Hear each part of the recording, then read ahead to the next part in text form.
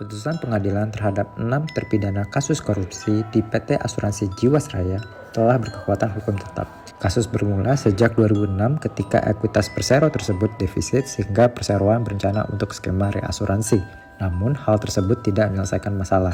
Pada 2019, Kementerian BUMN telah melaporkan indikasi kecurangan tersebut ke Kejaksaan Agung. Hingga ditemui 6 terpidana tersebut menyebabkan kerugian negara sebesar 16 triliun rupiah.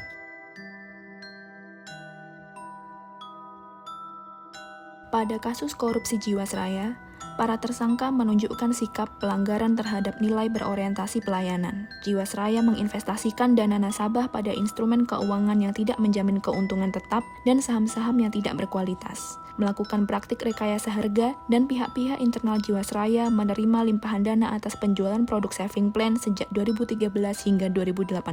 Akibatnya, Jiwasraya gagal membayar polis saving plan sebesar 802 miliar rupiah, menjadikannya sebagai perusahaan dengan gagal bayar polis terbesar sepanjang sejarah asuransi Indonesia dan menyebabkan kerugian negara mencapai 16,8 triliun rupiah.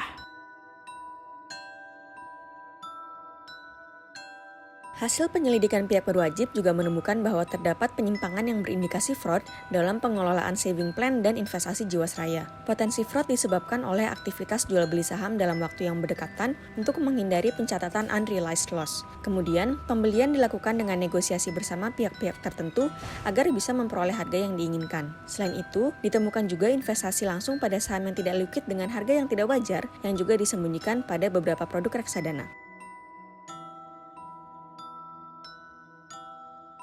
Salah satu penyebab terjadinya gagal bayar Jiwasraya adalah investasi yang dilakukan tidak didukung oleh kajian usulan penempatan saham yang memadai. Sejak 2006, Jiwasraya sudah membukukan laba semu, tetapi alih-alih memperbaiki kinerja perusahaan, Jiwasraya justru menggelontorkan dana sponsor untuk klub sepak bola Manchester City pada tahun 2014. Jiwasraya juga kerap berinvestasi pada saham gorengan, yang berindikasi merugikan negara sebesar 4 triliun rupiah. Hal ini berkebalikan dengan cerminan nilai kompeten, yaitu melaksanakan tugas dengan kualitas terbaik. Masalah Jiwasraya dimulai dengan dilakukannya manipulasi laporan keuangan oleh mantan direktur utama dan direktur keuangan.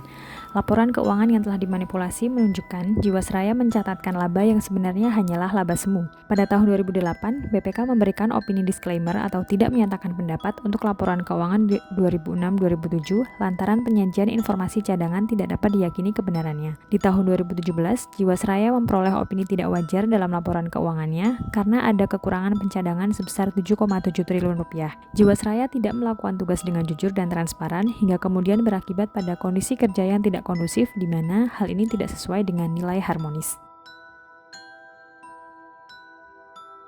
Dalam kasus ini, terpidana telah melanggar nilai dasar loyal dalam berakhlak berupa tidak menjaga nama baik instansi negara, yaitu Badan Usaha Milik Negara, PT Asuransi Jiwasraya, dan tidak memegang teguh ideologi Pancasila. Salah satunya pengamalan sila pertama, yaitu ketuhanan yang Maha Esa, karena telah mengambil yang bukan haknya, dan hal tersebut merupakan larangan bagi seluruh umat beragama.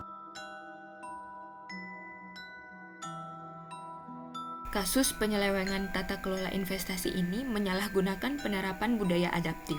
Dalang dari kasus ini memanfaatkan peluang-peluang yang ada untuk keuntungan pribadi, tidak memperhatikan kepentingan nasabah, dan justru malah merugikan nasabah dan negara. Selain itu, dengan kurang dimanfaatkannya teknologi secara baik, membuat pengelolaan keuangan tidak transparan, yang justru dimanfaatkan untuk tindakan manipulasi. Selanjutnya, pada kasus korupsi Jiwasraya, para tersangka juga menunjukkan pelanggaran terhadap nilai kolaboratif karena alih-alih bekerja sama dan menggerakkan pemanfaatan sumber daya untuk tujuan bersama memberikan pelayanan baik bagi masyarakat, mereka justru berkolaborasi untuk memperkaya diri dengan menerima limpahan dana atas penjualan produk saving plan. Para pihak yang terlibat dalam kasus ini juga bekerja sama melakukan praktik window dressing atau rekayasa laporan akuntansi agar seolah-olah manajer investasi yang nakal memiliki kinerja baik dan Jiwasraya tampak baik-baik saja. Kementerian BUMN telah mengusulkan beberapa alternatif penyelesaian kasus Jiwasraya, diantaranya dengan restrukturisasi utang dan kerjasama pembentukan anak perusahaan dengan BUMN. Jiwasraya akan membentuk anak perusahaan asuransi Jiwasraya Putra, di mana investor strategis akan bekerja sama dengan pemegang saham lainnya, seperti PT Bank Tabungan Negara, Pegadaian, PT Kereta Api Indonesia, dan PT Telkomsel. Sementara restrukturisasi utang dilakukan melalui FG Life, sebuah holding BUMN asuransi dan penjaminan.